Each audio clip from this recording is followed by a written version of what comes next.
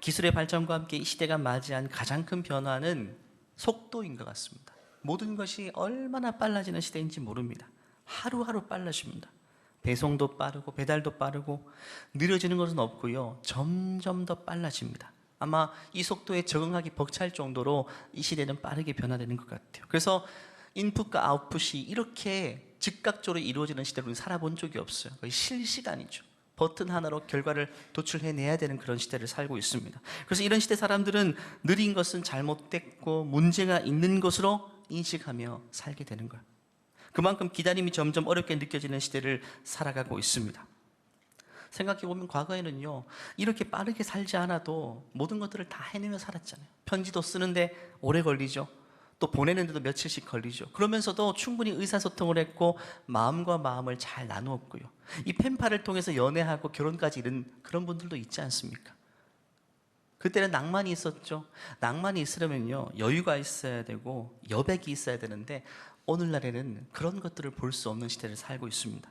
이 디지털 시대에 기다린다라는 개념은요, 점점 낡고 불편한 것으로 인식되기 시작합니다. 물론 빠른 게 나쁜 건 아닌 것 같아요. 긴급성이 필요한 부분에서는 속도가 빨라야 되겠죠. 하지만 모든 것에 빠르게 움직이는 것은요, 우리를 조급하게 만드는 것 같아요. 속도에 익숙해지게 되면 더 이상 우리는 느린 것을 참아낼 수 없는 조급한 인생이 되는 것입니다. 이것이 왜 문제냐면요, 우리 인생에 있어서 조급하게 해서는 안 될 일들이 분명히 있거든요. 속도를 내면 안 되는 부분들이 있어요. 예를 들면 그중 하나가 인간관계입니다. 인간관계에는 반드시 기다림이라는 게 필요합니다. 지금 당장 결과를 도출해내지 못해도 관계 맺는 것은요, 오랫동안 인내하고 참는 그런 과정이 있어야만 그 관계가 무르익을 수 있는 것입니다. 그런데 우리는 오늘날 그걸 기다려주지 못하죠. 인간관계에 있어서도 서류 한 장으로 몇 마디 대화로 그 사람이 인생 전체를 판단해버리고 결정내버립니다. 그건 잘못된 거죠. 많은 것을 놓치게 만드는 것입니다.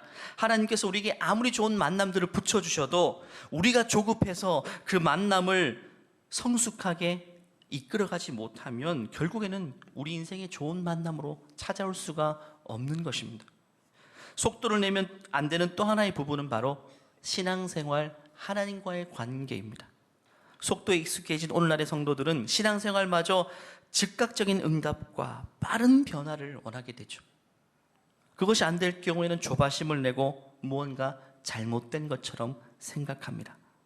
사람과의 소통이 저 지구 반대편에 있는 사람과 실시간으로 된다 해도 하나님께 기도하는 것조차도 실시간의 결과를 얻을 수 있는 것은 아닌 것입니다.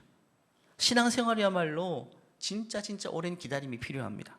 아브라함은 아들을 위해서 오랜 세월 기다렸고요. 요셉은 꿈을 꾸고 꿈이 이루어지기까지 인내하며 수많은 시간들을 기다렸습니다. 다윗은 기름 부음 받은 후에 왕이 될 때까지 십수년을 기다렸고, 예수님도 때가 차기까지, 공생애를 시작할 때까지 30살 때까지 기다리신 겁니다. 결국 신앙생활은 기다릴 수 있어야 됩니다. 기다리면서도 조바심 내지 않고 안심할 수 있어야 돼요. 이게 믿음입니다. 왜냐하면 우리가 지금 멈춰있는 그 시간에도 하나님은 일하시기 때문입니다. 하나님 쉬고 계신 게 아닙니다. 멈추고 계신 게 아닙니다. 시편 말씀에 하나님은 졸지도 않고 주무시지도 않는다고 말씀하세요. 하나님은 우리의 기다림을 통해서 반드시 우리가 보이지 않는 곳에서 중요한 일들을 해나가고 계신 거예요. 이것을 믿는 게 믿음입니다. 그래서 오늘 설교 제목은요, 기다리기로 결정합시다 입니다. 몇 주간 계속 결정합시다 시리즈로 설교하고 있는데 오늘은 기다림에 관해서 말씀을 나누고자 합니다. 설교의 부제는 이렇습니다. 기다릴 수 없는 시대. 우린 기다릴 수 없는 시대를 살고 있지만 기다려야 할 신앙이라는 제목입니다. 오늘 이 말씀을 통해 기다리지 못하고 조급하고 뭔가 크게 일어날 것처럼 조바심을 내고 있는 우리의 마음의 상태라면 다시금 그 마음의 변화가 찾아와서 하나님을 잠잠히 기다릴 수 있게 되는 그런 은혜의 시간 되기를 간절히 축원합니다. 첫 번째는요, 기다림을 통해 하나님의 선하심을 바라봐야 됩니다. 우리가 기다리면서 하나님이 어떠한 분이신지를 생각해야 돼요. 하나님은 선한 분이십니다. 약속과 성취 사이에는 반드시 여백이 있어요. 기다림의 시간이 필요하다는 것입니다. 왜 우리가 기다릴 수 있는가? 바로 하나님은 우리에게 진짜 선하신 분이기 때문에, 하나님은 완전하게 선하신 분입니다. 이 하나님의 선하심을 믿는다면 기다릴 수 있게 돼요. 하지만 하나님의 선하심을 믿지 못한다면 우리는 조바심이 나게 되고 기다릴 수가 없게 됩니다. 로마서 8장 28절 말씀 보면 하나님의 선하심을 이렇게 이야기합니다. 같이 읽겠습니다. 우리가 알거니와 하나님을 사랑하는 자 곧 그의 뜻대로 부르심을 입은 자들에게는 모든 것이 합력하여 선을 이루느니라. 선하신 하나님께서 우리 인생을 이끌어 가실 때에 합력하여 선을 이루는 방향으로 이끌어 가신다. 하나님의 완전하신 뜻을 우리 인생 가운데 반드시 펼쳐 가신다고 말씀하세요. 그 선하심을 우리는 굳게 믿어야지만 지금 우리가 조급하지 않고 조바심 내지 않고 주의 뜻을 잠잠히 기다릴 수가 있게 되는 것입니다. 자녀가 커다란 놀이공원, 테마파크에 갔습니다. 사람들이 인파가 너무 많아서 엄마의 손을 놓치고 말았어요. 너무너무 무섭고 공포스럽겠죠. 엄마가 눈에 보이지 않아요. 하지만 그때 엄마 말씀이 기억났어요. 엄마 손을 놓치게 되면 너는 다른 곳 가지 않고 딱 그 자리에서 엄마를 기다려. 이 말이 기억나는 거예요. 그래서 아이는 두렵고 무섭지만 그 자리에서 엄마를 잠잠히 기다리고 있어요. 보통 두렵고 무서우면요, 찾아다니거든요. 움직이기 시작합니다. 그때부터 문제가 생기는 거죠. 근데 그 아이는 엄마의 말을 철석같이 믿었어요. 우리 엄마가 나를 잃어버린 그 순간부터 온 테마파크 놀이공원을 다 뒤지면서 결국에는 나를 찾아낼 거라는 확신이 있었던 거예요. 어머니에 대한 신뢰. 이 사실을 믿지 못하면 나 혼자 엄마를 찾아 길을 나서야 되는 거예요. 우리나라에도 미아 사건들이 굉장히 많았죠. 대부분의 아이들이 그 자리에서 엄마를 기다리지 못하고 두려워서 이리저리 가다 보니까 멀리까지 가버려서 버스까지 타버렸네요. 그러면 평생 만나지 못하는 안타까운 일도 발생하게 되는 겁니다. 더 무서운 건 뭐냐면 최악의 상황이 그렇게 찾아 헤매다가 모르는 아저씨의 손을 붙잡고 얘야 같이 갈래? 했다가 그 손 잘못 붙잡고 따라갔다가 큰 사고를 당하기도 합니다. 우리 인생이 그렇단 말이죠. 하나님의 선하심을 믿지 못한다면 어느 순간 내 힘으로 이렇게 저렇게 해결하려고 아둥바둥 하는 순간부터 문제가 커지기 시작해요.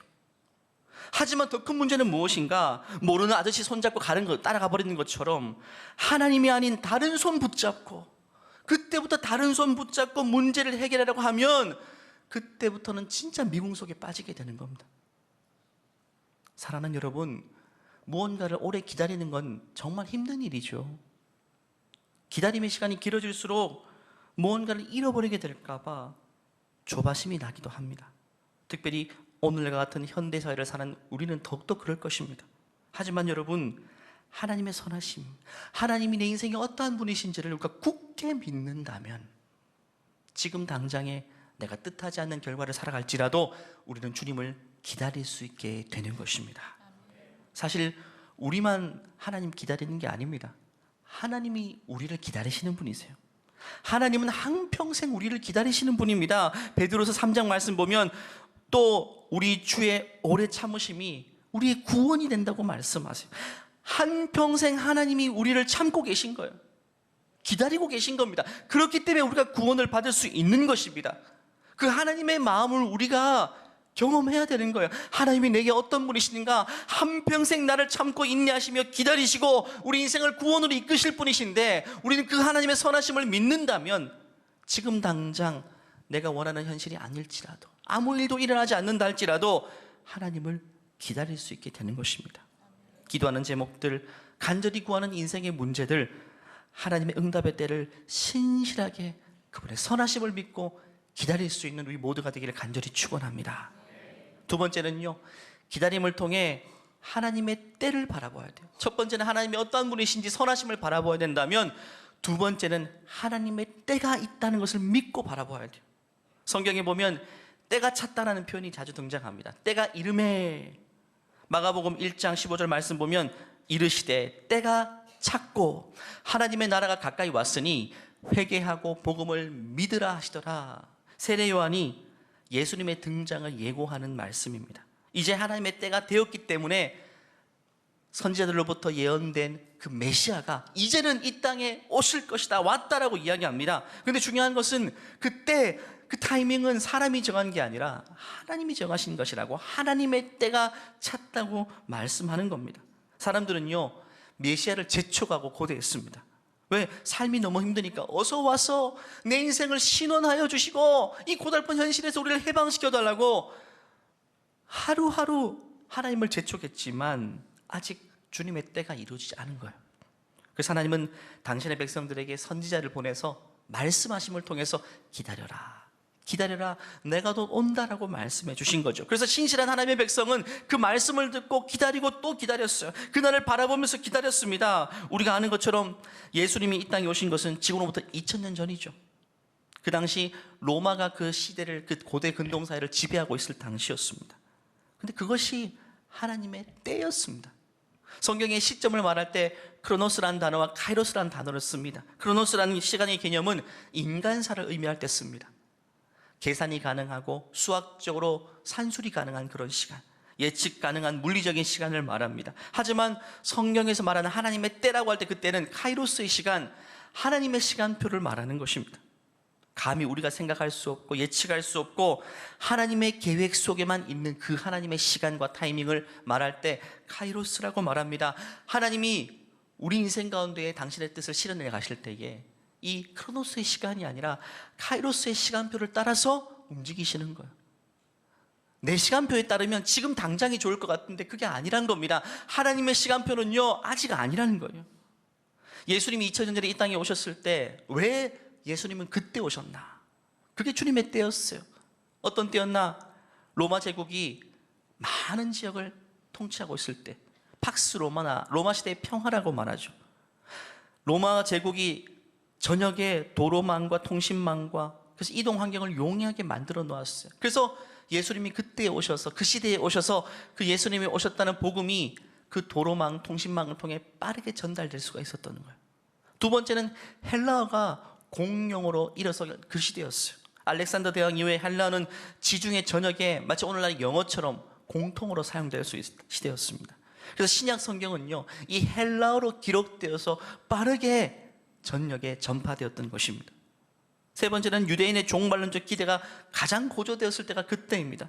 로마 제국의 압제 때문에 사람들은 메시아에 대한 갈망이 최고조에 이르렀을 그때에 하나님은 당신의 때라고 말씀하시고, 한마디로 가장 모든 것들이 무르익었을 그때에 농부들이 열매를 그냥 따지 않죠. 무르익을 그때에 하나님은 당신의 메시아를, 당신의 존귀한 독생자를 이 땅에 보내주신 겁니다. 중요한 것은요, 그때가 하나님에게만 좋은 때는 아닙니다, 여러분. 우리에게 진짜 좋은 때가 되는 것입니다. 하나님 입장에서 하나님에게만 좋은 때가 아니라 그 하나님의 때가 우리에게도 가장 좋은 때가 된다는 사실을 성경은 말하고 있는 것입니다. 여러분, 하나님의 시간은요, 절대로 빠르지도 않고 늦지도 않습니다. 때가 참에 가장 최적기에 하나님은 일하신 것입니다. 우리 개인의 삶 속에서도 마찬가지입니다. 우리 인생에도 하나님의 때가 있습니다. 그래서 지금 내가 오랫동안 기도하고 그렇게 갈망했지만 그것이 이루어지지 않고 있다. 우리는 두 가지로 생각하면 됩니다. 첫 번째는 하나님의 뜻이 아니든지, 두 번째는 하나님의 때가 아니든지입니다. 둘 중에 하나입니다. 내가 지금 간절히 원하는 부분이 하나님의 뜻이 아닐 수 있고요, 하나님의 때가 아닐 수도 있어요. 지금 이루어지지 않고 있다면 말입니다. 여러분, 하나님의 뜻이 아니라면요, 하루빨리 내려놓는 것이 믿음입니다. 야고보서 4장 3절에 이렇게 말하죠. 구하여도 받지 못함은 정욕으로 쓰려고 잘못 구하기 때문이다. 잘못 구한 겁니다. 내 고집인 겁니다. 부모가 자녀가 아무리 때를 쓴다고 다 주진 않잖아요. 그것이 자녀의 인생을 발목을 잡는 거라면 안 주잖아요. 때 써도 안 줘요. 그런 종류의 것이라면 하나님은 아무리 우리가 구하고 금식까지 해도 안 주시는 거예요. 우리 인생이 소중하기 때문에. 그때는 우리가 기도하면서 그걸 깨닫고 빨리 포기하고 빨리 내려놓아야 됩니다. 두 번째, 그것이 아니라면 아직 하나님의 때가 아닌 겁니다. 기도하는 자리를 통해서 하나님은 그 마음을 주시는 겁니다. 하나님의 때가 아닌지, 하나님의 뜻이 아닌지. 예를 들면 우리 자녀가 회복되고 돌아오게 되는 것, 그건 하나님의 때가 아닌 것이죠. 그 무조건 하나님의 뜻이죠. 성경은 하나님의 자녀를 위해 기도하라고 말씀하시니까. 또 내가 품고 있는 영혼이 주님께로 돌아오는 것, 그것 역시 주님의 100% 뜻이죠. 선교는 주님의 명령이니까. 근데 주님의 때가 아닌 거예요. 우린 이걸 두 가지를 구분할 수가 있어야 돼요. 기다림의 시간이 길어진다고 서글퍼하거나 여러분 조바심 낼 필요가 없습니다. 그 시간이 길어질수록 하나님은 우리에게 정말 최고의 것을 준비하고 계시기 때문입니다. 여러분, 인류가 가장 오랫동안 기다렸던 제목이 뭘까요? 바로 메시아가 이 땅에 오신 거죠. 오랫동안 기다렸어요. 근데 하나님은 오래 기다리게 하셨지만 당신의 때 최고의 선물 예수 그리스도를 이 땅에 보내주셨죠.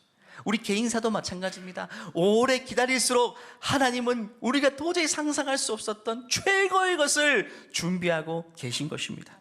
여러분 개인이 지금 기도하며 기다리고 있는 제목들이 있죠.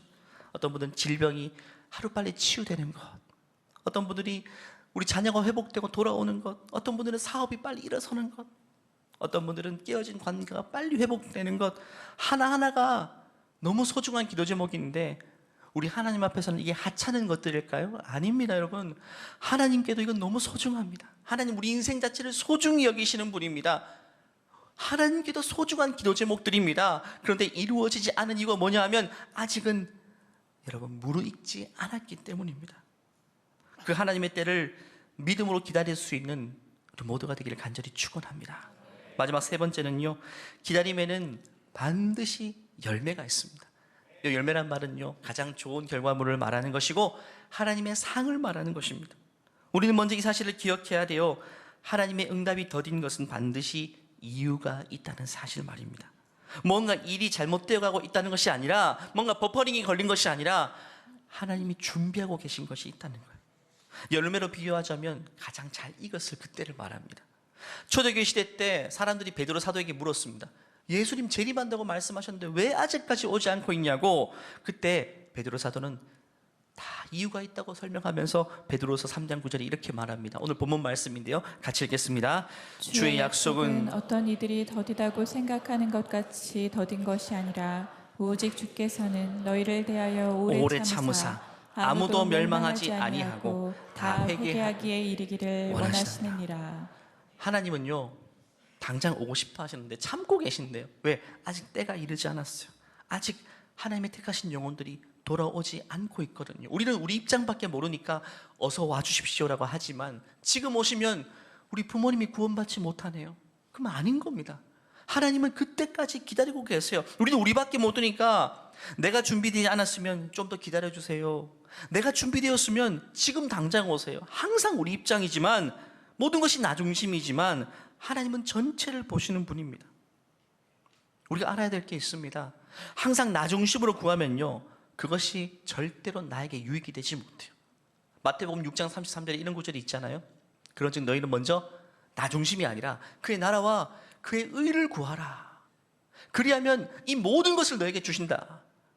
우리 입장에서 내 것만 구하면 진짜 좋은 것 얻지 못하지만 먼저 그의 나라를 구하면, 전체를 보게 되면 가장 좋은 것, 이 모든 것들을 너에게 주신다. 그게 우리에게도 가장 좋은 타이밍이 된다고 말씀하시는 겁니다. 나의 유익만을 구하면 그게 나에게 가장 복이 될 것처럼 보이지만 그게 아니라는 겁니다. 하나님 나라, 하나님의 입장에서 간구하게 될 때 그것이 우리 인생에 또 없이 가장 좋은 결말이 된다고 말씀하시는 거예요. 모든 것이 빠르게 흘러가는 이 현대사회 속에서 우리는 자칫 타이밍을 놓쳐버리면 잃어버리는 게 많죠. 투자도 타이밍이 있지 않습니까? 그래서 우리는 늘 조바심을 내게 되죠. 내가 서두르지 않으면 시간을 놓쳐버리는 것들이 많은 현대사회 속에 살고 있으니까. 그런데 하나님은요, 그렇지 않다는 거예요. 하나님은 절대로 기회를 놓치는 법이 없습니다, 여러분. 하나님은 항상 가장 좋은 타이밍을 지금도 재고 계십니다. 모든 것이 무르익을 때까지 말입니다. 여러분, 설익은 것 먹으면 배탈 나잖아요. 똑같은 열매인데 이게 타이밍이 너무 중요해요. 먼저 따버리면 배탈 났는데 나중에 먹으면 내 몸에 유익이 되고 맛이 있고. 우리가 기도의 응답을 받는 것 자체가 중요한 게 아니라 어느 때에 응답이 이루어지는가가 우리 인생에 진짜 유익이 되는가, 전혀 유익이 되지 못하는가가 달려있는 겁니다. 질병에 걸렸습니다. 금식기도 며칠 한다고 하나님이 치유해 주셨습니다. 그게 진짜 그 인생에 유익이 될까요? 그 영혼은 금세 교만해져서 하나님을 떠나 나중에는 더 중한 병에 걸려서 또 오게 되는 거예요. 목회자로서 가장 고민되는 부분이 바로 그렇습니다. 교우들이 회복되는 게 첫 번째 기도 제목이지만 이런 생각이 들어요. 만일 하나님 지금 이 교우가 지금 기도하고 있는 제목이 지금 이루어진다면 정말 그분이 하나님의 은혜를 진짜 깨닫게 될까요? 지금 회복되는 것이 진짜 그 영혼에게 정말 좋은 타이밍일까요? 그때 물음표가 달리는 경우가 너무 많아요. 문제를 만나면요, 허리띠를 졸라매고 다윗이 그랬던 것처럼 무릎 꿇고 기도해야 되죠. 꾸준히 기도해야 됩니다. 꾸준히 말입니다. 오랫동안 말입니다. 우리 마음을 겸비하고, 한마디로 인생의 중요한 문제 만나면 우리 인생의 태세를 전환해야 돼요. 시간표를 다시 다 짜고 완전히 태세를 바꿔야 됩니다. 하나님 그걸 원하시는 거예요. 그러면 그 기도하는 과정을 통해서 목적지는 병고침이었어요. 병고침을 위해 기도하는데 하나님 그것만 주지 않아요. 기도하는 과정을 통해서 내 기도 생활을 회복시켜 주시고 하나님과의 관계를 회복시켜 주시고 기도하는 가운데 생각지도 못했던 가족들도 회복시켜 주세요.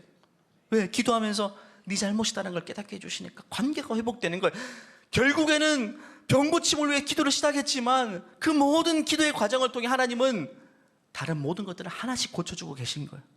그리고 맨 마지막에 그 응답을 베풀어 주시는 거예요. 그게 진짜 그 인생의 유익이 되는 타이밍이 되는 겁니다. 그래서 기다려야 되는 겁니다. 더 많이 기도해야 되는 겁니다. 그 타이밍이 무르익지 않고 응답을 줬는데 잘못된 경우는 너무 많이 봤어요. 예를 들면 수험생 기도회 시간 때 수능 40일 전부터 부모님들이 구름대처럼 모여서 간절히 기도하죠. 응답해 줬습니다. 또 썰물처럼 밀물처럼 싹 사라집니다. 기도 열기가 확 식어요. 그러면 정말 그 응답이 그의 인생에 유익이 될까요? 아니란 겁니다. 하나님 그렇게 가벼운 분 아닙니다, 여러분. 진짜 유익이 뭘까요, 여러분? 누가복음 17장에 보면 예수님께서 한 예화 통해 이렇게 말씀해 주셨어요. 예수님께서 예루살렘 가는 길에 나병 환자 10명을 만나게 돼요. 그 10명을 그 즉시 고쳐주셨어요. 결과는 어떻게 되었을까요? 12절 13절 읽어볼까요? 시작. 한 마을에 들어가시니 나병 환자 10명이 예수를 만나 멀리 서서 소리를 높여 이르되 예수 선생님이여 우리를 불쌍히 여기소서 하거늘. 요즘은 이제 한센병입니다. 자, 바꿔 읽어야 돼요. 한센병은 그 당시에는 불치병이었어요. 요즘은 전염도 없지만 그 당시에는 전염도 되었고 사람들이 기피하고 이게 못 고치면 대인 관계를 할 수 없고 고립돼서 그냥 평생 살아야 되는 거예요. 예수님을 간절히 바지가랑이 붙들고 고쳐달라고 한 겁니다. 근데 예수님은 그 자리에서 고쳐주셨어요. 그러면 그 10명의 사람들은 큰 유익을 얻은 것 아니겠습니까? 근데 아니었어요. 그 중에 한 사람만 진짜 큰 유익이 되었어요. 그 다음 절부터 15절부터 그걸 한번 읽어볼까요? 시작. 그 중에 한 사람이 자기가 낳은 것을 보고 큰 소리로 하나님께 영광을 돌리며 돌아와 예수의 발 아래에 엎드려 감사하니 그는 사마리아 사람이라. 예수께서 대답하여 이르시되 10사람이 다 깨끗함을 받지 아니하였느냐? 그 9은 어디 있느냐? 이 이방인 외에는 하나님께 영광을 돌리러 온 자가 없느냐 하시고 그에게 이르시되 일어나 가라. 내 믿음이 너를 구원하였느니라 하시니라. 10명이 다 고침받았는데 그 10명 중에 한 명만 그 병고침의 현장을 통해 예수님이 누구인지를 알게 된 겁니다. 그래서 구원을 선물로 받게 되었네요. 우리 인생에 받을 수 있는 가장 위대한 선물이 구원인데 나머지 9명은요 한센병만 고침받고 돌아가 버리고 그렇게 살다가 어떻게 되었을까요? 뻔하죠. 더한 중병에 걸려서 그렇게 시름시름 앓다가 또 인생을 마감하는 겁니다. 영원한 멸망길에 들어서는 거예요. 그런데 이 한 명은요 그 과정에서 하나님을 보게 되었어요. 하나님께 영광을 올리게 되었고 병고침의 은사는 시작에 불과했고 더 위대한 하나님이 주고 싶어 하셨던 영혼의 구원을 얻게 됩니다. 영생을 얻게 돼요. 하나님이 왜 우리 인생 가운데 응답의 타이밍을 재고 계신지 이 사례를 통해 예수님은 그렇게 말씀하고 계신 겁니다. 오히려 빠르게 응답된 것들이 그 9명에게는 재앙이 되었어요. 오히려 그 즉시 고치지 말고 좀 데리고 다니시면서 예수님이 누구이신지를 보여주시고 믿음이 무르익었을 때 병을 고쳐주셨다면 그 영혼들은 평생 주님을 따르지 않았을까요? 예수님은 이걸 말씀해주고 계신 겁니다. 하나님이요 한 영혼에게 베풀 수 있는 가장 위대한 선물이 영혼 구원이고 한평생 예수님과 동행하는 것입니다. 만약에 지금 여러분이 지금 간절히 매달리고 있는 그 제목 하나님이 진짜 기적과 같이 오늘 밤에 응답해 주셨다. 그럼 여러분 그 사건을 통해 주님을 진짜 만나게 되실까요? 한평생 주님과 동행하게 되실까요? 그것이 준비되어 있다면 오늘 밤 역사하실 거예요. 근데 아직은 아닌 겁니다, 여러분. 지금 기도하지 않고 그냥 간절한 바람만 있어요. 누구에게 기도 좀 부탁하지만 정작 자신이 기도하지 않고 있어요. 그러면 아직까지 아닌 것입니다. 여러분, 하나님은 최적의 타이밍을 재고 계십니다. 바울을 보십시오. 그는 아주 뒤늦게 회심했지만 그때가 하나님의 때였습니다. 하나님은 그 타이밍까지 기다렸어요. 그가 살기 등등해서 다메섹으로 갈 때 그때까지 기다리시고 그를 딱 만나 주시니까 한평생 주님께 붙들려서 살게 되는 겁니다. 최고의 타이밍이었습니다. 가장 무르익었을 그때였던 것입니다. 그리고 우리가 믿음으로 끝까지 기다린다면요, 그 기다림에 대한 상은요 가장 위대한 것들이 기다리고 있어요. 아브라함에게 이삭 주신 것처럼, 한나에게 사무엘 주신 것처럼 하나님은 오랜 기다림에 걸맞는 최상의 것을 주시는 것입니다. 여러분, 오래 기다리고 있다면 더 기대하십시오. 야, 하나님 얼마나 좋은 것 주시려고 이렇게 더 많이 기도하게 하시는가. 그 기다림의 시간을 더 큰 소망으로 채워갈 수 있는 우리 모두가 되기를 간절히 축원합니다. 한 달 전 화요성령 기도회 때 이승철 목사님께서 에스더 본문으로 이 설교를 하셨는데 너무 감동돼서 말씀 붙잡고 한참 기도했습니다.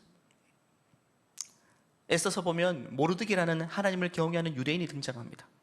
모르드게가 있는데 대적자를 만났어요. 하만이라는 사람, 나쁜 놈이 이 모르드게가 자기에게 절을 하지 않는다는 걸 괘씸하게 여겨서 모르드게를 완전히 죽여버리려고 했어요. 근데 그거 하나로 성이 안 찼던지 모르드게가 유대인인 줄 알고 유대인 전체를 말살하려고 계획을 세웠고 이미 왕에게 로비를 해서 왕의 제가까지 받아서 왕의 어인이 찍혔습니다. 한 날 몇 시에는 모든 제국의 안에 있는 유대인들은 다 학살하도록 지시한 겁니다.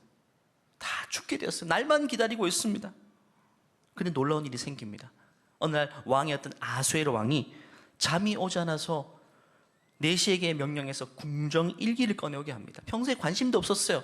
궁전의 모든 일을 기록했던 일기를 가져오라고 말하면서 아무 때나 펼쳐서 읽어봐라고 했는데 마침 한 부분을 읽게 되는데 어떤 부분이었냐 하면 얼마 전에 과거에 왕을 암살하는 2명이 있었는데 그 암살하려던 시도를 모르드게라는 사람이 첩보를 접수하고 결국에는 왕을 살려냈다라는 그런 내용입니다. 왕이 깜짝 놀랍니다.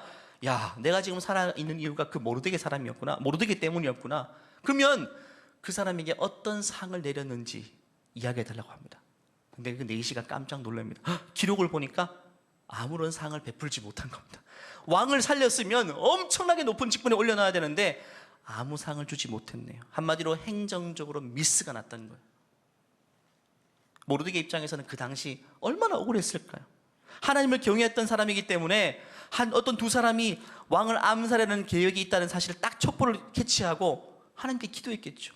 하나님 내버려 둘까요? 아니면 왕을 구할까요? 아수에로 왕이 좋은 왕은 아니었어요. 내버려 두는 생각도 한켠으로 있었을 거예요. 그런데 하나님께서 말씀해 주신 거예요. 구해야 된다. 하나님의 뜻대로 움직였더니 결국 왕이 살았어요. 그런데 그 결과가 어떻습니까? 아무런 상이 없는 거예요. 자기는 목숨 걸고 무언가를 했는데 하나님의 뜻을 따랐는데 아무런 상이 없고 오히려 이로 인해서 하만이라는 사람에게 질투받아서 어렵게 된 겁니다. 근데 모르게는요 기다렸습니다. 억울해도 기다렸어요. 당장에 아무런 상이 없어도 기다렸어요. 또 기다렸어요. 왜? 하나님의 선하심을 믿었기 때문에. 우리 하나님은 나에게 상 주실 분임을 믿었기 때문에 지금 당장이 아니라도 하나님은 더 좋은 걸 준비하고 계실 것이다. 결국 모르드게는요 아수에로 왕은 궁정 일기를 읽게 한 다음에 모르드게를 불러옵니다. 내가 상을 베풀지 못한 것은 우리의 미스였다. 너에게 어떤 상을 주기를 원하느냐. 이런 과정 가운데에 나쁜 놈 하만의 계략이 발각나서 결국에는 하만은 장대에 걸려서 죽게 되고 모르드게가 권력자였던 하만의 모든 것들을 이어받게 돼요. 이 사건 이후에 모르드게는 깨닫게 됩니다. 자신이 그때 왕으로부터 상을 받아버렸다면 이 일로 인해 아무 일도 일어나지 않았겠지만 그때 상을 받지 못했기 때문에 하나님은 이로 인해서 오히려 내 인생뿐만 아니라 우리 가족을 살려주시고 우리 민족 전체를 살려주시는구나. 나는 그때가 옳은 때인 줄 알았는데 그때 내가 보상받아야 된다고 생각했는데 그것이 딜레이 되더니 지금 하나님은 가장 좋은 것을 주고 계시는구나. 하나님은 나 하나 살리시는 것이 뜻이 아니라 우리 민족 전체를 살리시기 위해서 내 상을 보류해 놓으시고 지금 베푸시는구나. 여러분, 우리 인생사도 이건 모르드게만의 인생만 그런 게 아닙니다. 이 성경을 통해 하나님은 우리 인생을 지목해 주시는 겁니다. 우리 인생이 그렇다는 거예요. 지금 당장 억울한 일이 발생하고 지금 당장 실현할 수 없고 그런 때라도 내 힘으로 밝힐 수 없어. 하나님 왜 이렇게 풀어주지 않습니까? 라고 간절히 구했지만 그대로라면 하나님은 더 좋은 때에, 더 풍성한 때에, 모든 것이 정리될 그때에 하나님은 우리에게 가장 위대한 상을 준비하고 계시다는 사실을 여러분 믿으시기를 바랍니다. 말씀을 마무리합니다. 성경은요, 기다릴 수 있으면 믿음이라고 말하고 기다릴 수 없으면 믿음이 아니라고 말합니다. 단순합니다.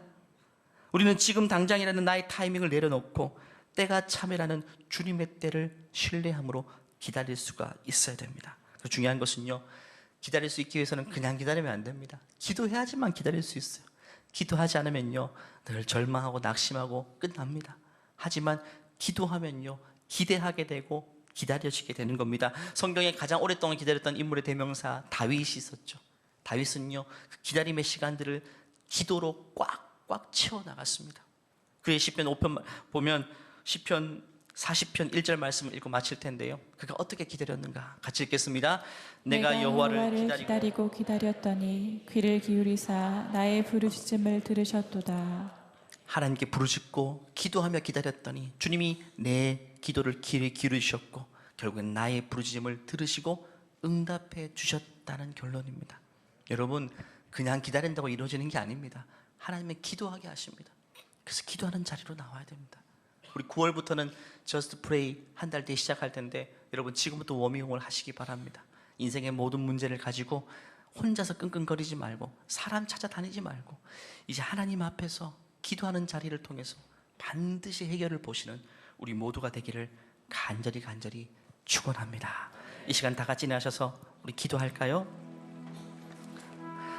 이 시간 조급함을 하나님 앞에 내려놓기를 원합니다. 주님의 때가 찰 때까지 기다릴 수 있는 믿음을 하나님 내게 회복시켜 주시옵소서.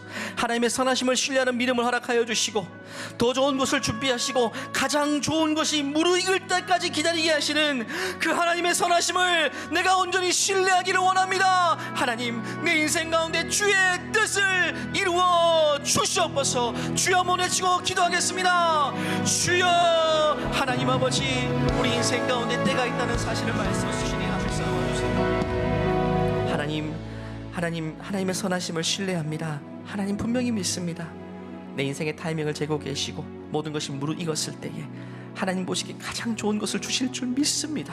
그 믿음이 우리에게 회복되게 도와주시고 더 이상 조바심 내지 않게 하시고 더 이상 낙심하고 절망하지 않게 도와주시고 주의 때를 기도하며 소망 가운데 기다릴 수 있는 우리 모두가 될 수 있도록 주님 역사하여 주시옵소서.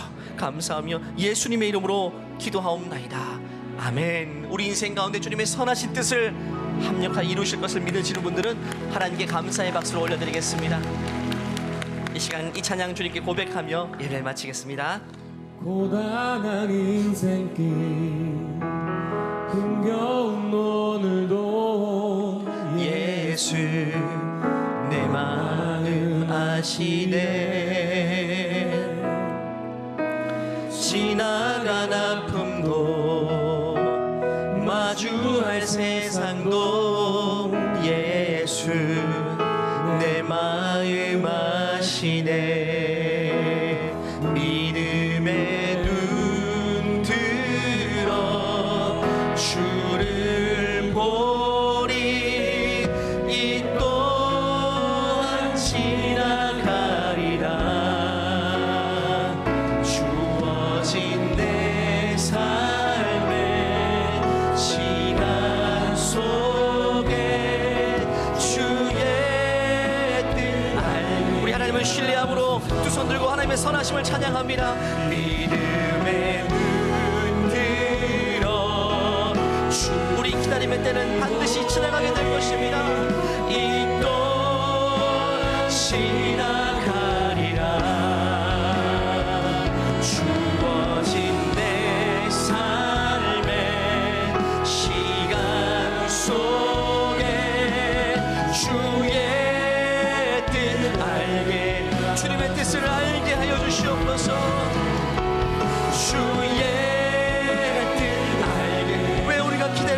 주의 뜻을 알게 하여 주시옵소서.